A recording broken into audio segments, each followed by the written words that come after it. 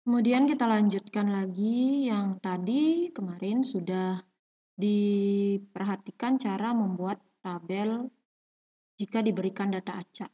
Nah, sekarang bagaimana kalau diberikan tabel distribusi frekuensi yang sudah jadi ya. Sekarang kita akan belajar mencari istilah-istilah yang ada dalam tabel distribusi frekuensi. Apa saja istilah-istilahnya?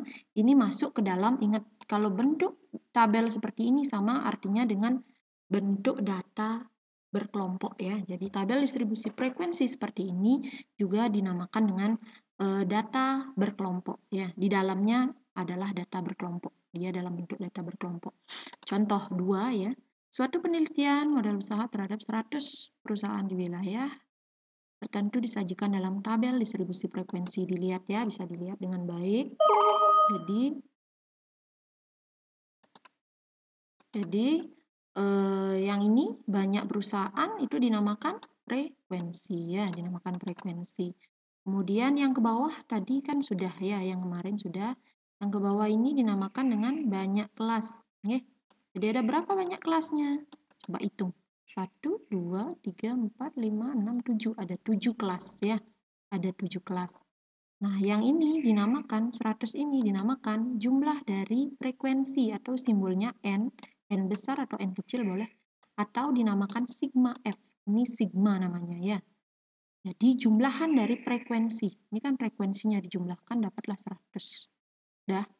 Sekarang kita lihat istilah-istilah dalam data berkelompok pada tabel distribusi frekuensi ini ya. Jadi sudah diberikan tabel nanti. Tidak perlu membuat tabel lagi ya. Jadi yang pertama ada istilahnya interval kelas. Kalian udah tahu ya. Ini namanya interval kelas. Selang yang memisahkan kelas yang satu dengan kelas yang lainnya. Nih, contoh. Interval kelas 1, kelas ke-1 itu adalah 30 sampai 36.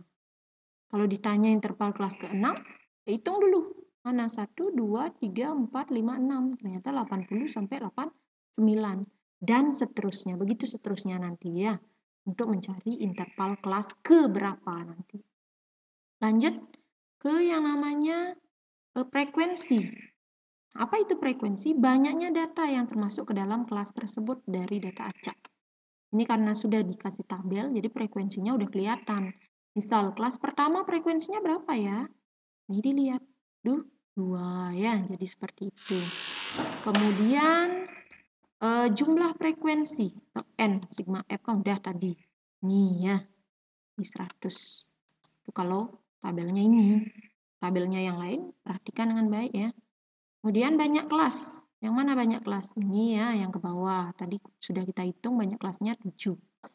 Kemudian ada namanya batas kelas tiap interval. Jadi setiap interval ini punya batas kelas. Itu batas kelas ada 2. Ya.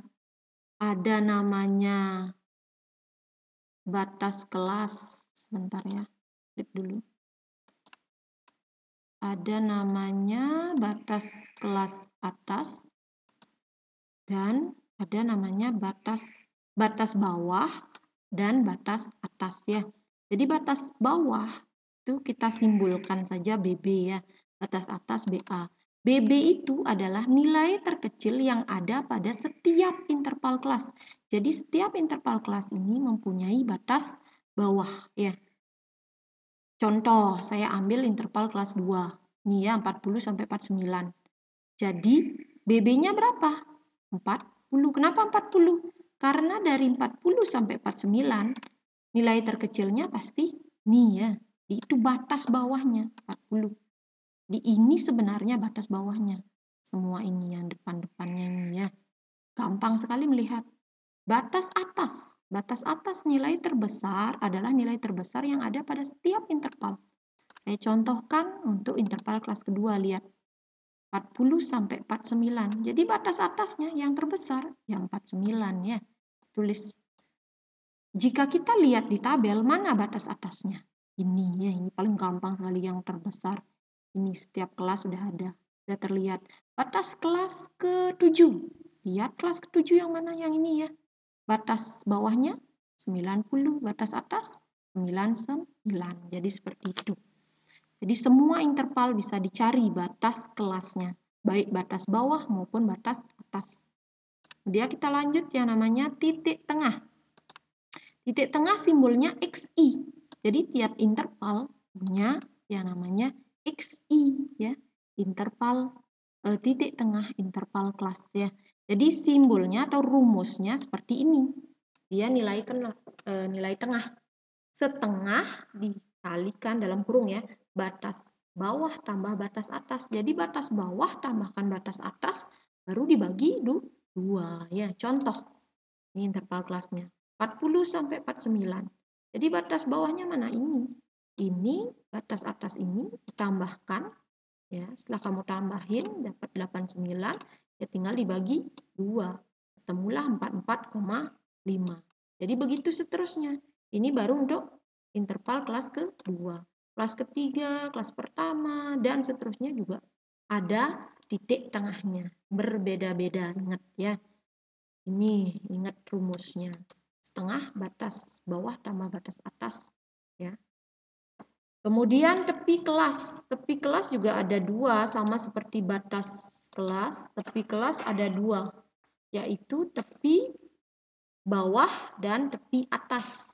Jadi kalau tepi bawah ingat di rumusnya ya, ingat rumusnya karena dia bilangan bulat ya. Bilangan bulat.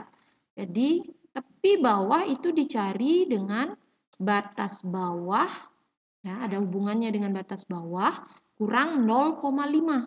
Ingat, ya. Contoh, interval kelas kedua saya ambil, biar jadi satu kesatuan. 40 sampai 49. Tepi bawahnya berapa ya? Di rumusnya dipakai batas bawah kurang 0,5. Batas bawahnya berapa? 40. Dikurang 0,5, uang setengah ya. Kurang setengah jadi 39,5. Seperti itu ya. Tepi atas. Kalau tepi atas ini kebalikan dari tepi bawah. Yaitu tepi atas sama dengan batas atas, batasnya ya, batas atasnya ditambahkan 0,5. Contoh, interval kelas kedua 40 sampai 49. Jadi batas karena tepi atas dicari berarti batas atas. Batas atas berapa? 49.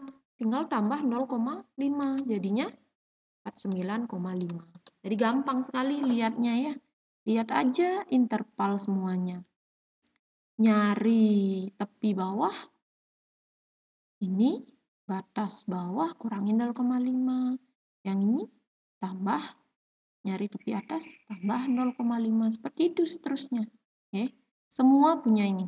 Semua punya tepi kelas, tepi bawah dan tepi atas. Kemudian lanjut dengan yang namanya panjang kelas atau lebar kelas. Yang tadi kan sudah dapat nyari ya, tapi pakai rumus itu. Ini juga pakai rumus. Cuma bedanya ini sudah dikasih tabel. Yang tadi, yang kemarin itu masih data acak. Nanti beda caranya mencari ya. Cara mencari panjang kelas itu adalah jarak antara tepi atas kelas dengan tepi bawah kelas. Jadi kamu harus tahu tepi atas dan tepi bawahnya. Tinggal dikurangi. Itulah namanya panjang kelas atau lebar kelas. Atau biar lebih gampang bisa dihitung dengan jari saja. Ya, bagaimana caranya nyari? Dengan hitungan banyaknya angka berapa setiap interval itu. Misal, interval kelas kedua yaitu kan 40 sampai 49. Jadi kita hitung angka dari 40 sampai 49 ada berapa angka di dalamnya. Itulah panjang kelas.